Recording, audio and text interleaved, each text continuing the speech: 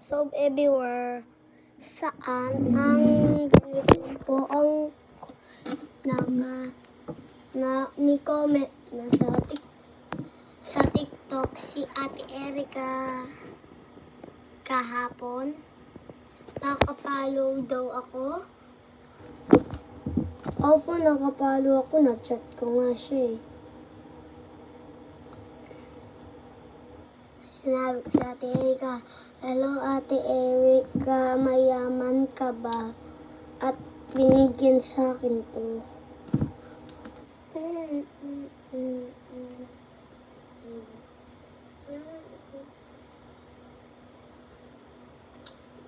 Paste.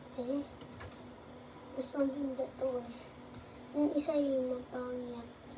Sobrang haba. Tapos mas maganda. Ay! Wait.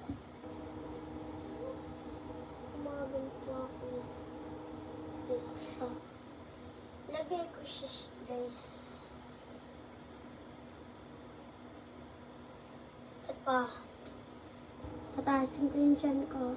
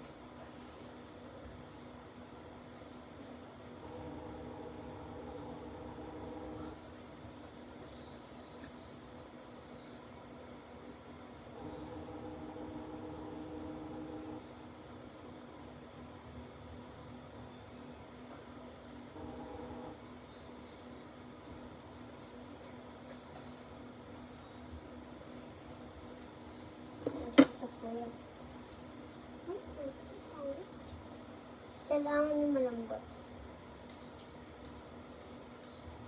Ano to?